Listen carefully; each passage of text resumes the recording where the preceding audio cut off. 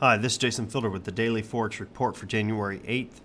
I'm expecting this US-Japanese yen pair to move as high as 93.74 and as low as 89.73 on this particular session. Now look for some resistance to come in around 91.78 and look for support around 90.30. This pair is closed down, of course, for this session. Is moving sideways for the most part, but definitely has a bias to the downside currently. Now switching over to the Euro-USD pair, this particular pair I'm expecting to move as high as 1.3927 and as low as 1.3400. Look for some resistance around 1.3819 and look for support around 135.29. Now this pair is closed up for today's session, is moving sideways, and the bias currently is sideways. Now switching over to the pound USD, this particular pair had its interest rate announcement today. We'll get into that a little bit later, but it did close higher for the session. It is moving sideways overall, but the bias is to the upside. Now look for this next session to be within a range of 155.23 on the high side, on the lower side 147.82. You're going to want to look for resistance around 15300 and look for support around 151.84 in this particular pair. Now switching over to the US Swiss, look for this particular pair to move as high as 111.77 and as low as 1.0761. Look for resistance around 1.1090 and look for support at 1.0860 in this pair. This pair did close down for this session. It is moving sideways overall, but definitely has a bias to the downside. Now looking at some of the trades we were looking at yesterday, we had the Australian US dollar pair. We had an inside bar that was created, and we were basically looking for a break to the downside. We did get that, and we were looking for this high, previous resistance, to turn into support, and for us to be able to take the 62 pips that's between the two, which we did do at a profit.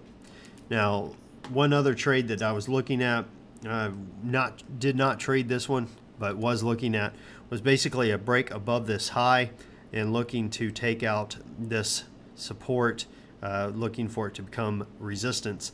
It did do that. It did come up. It came within about 20 pips of actually hitting that point before pulling back down, but it was just something I was looking at. Now, as far as today's session goes, if you tracked the pound US dollar during the rate announcement for the pound, let me zoom in a little bit. I want to show you how you can use the overextended indicator, kind of a little bit different twist on it. This is the session that we currently, or the session we were just in. This is, as if you can't tell, this is the 7 o'clock time frame when the news was announced.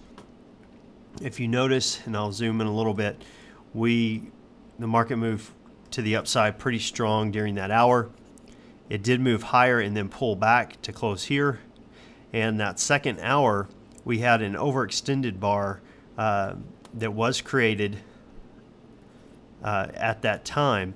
And the difference between the close and the high of this bar is 46 pips.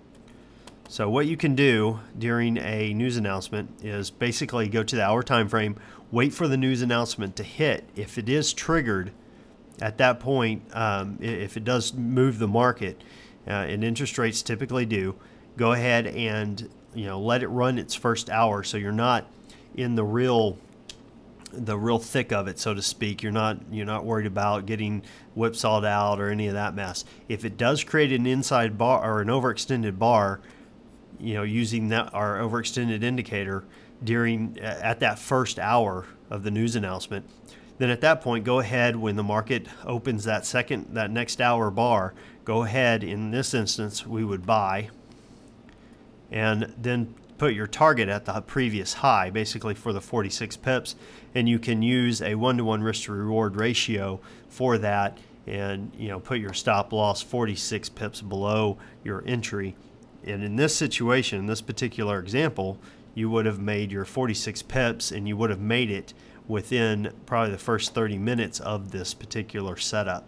So that's just another way that you can use the overextended bar or the overextended indicator to your advantage, and use it with you're using it knowing there's momentum in the market already due to the news announcement. This is just an indicator that helps you to establish the fact that it's larger than normal momentum, in that will carry you into that next hour of trading. Well, we had the Swiss CPI released. It came in as expected for the month of December, but was lower overall for the year, although this didn't seem to affect the Swiss that much. Now, the pound, of course, we just talked about, lowered interest rates as expected from 2% down to 1.5%, and you can see the effect on the chart.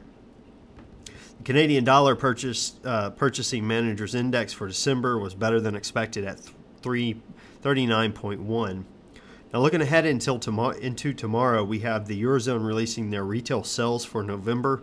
Consensus is that the retail sales has improved from negative 0.8% to negative 0.1%, and year to date that it has decreased from negative increased from negative 2.1% to negative 1.6%. That's being released at 5 a.m. This would be good news for the euro. Canadian dollar has their net change in unemployment for December being released at 7 a.m. Consensus is that it has improved from negative 70.6K to negative 20K. And of course, the U.S. dollar also has their non-farm payroll being released for December at 8:30 a.m. Consensus is that it has increased or decreased, from negative 533K to negative 510K. So that definitely has the non-farm payroll definitely is one of the top 5 as far as moving the market news announcements that we have. It's probably number 2, only second to an interest rate change. So that's definitely something you want to look at in the tomorrow. And this would be a great setup. If you want to look at trading it using the overextended indicator, you can definitely do that. And you can find that on our site under our trading resources.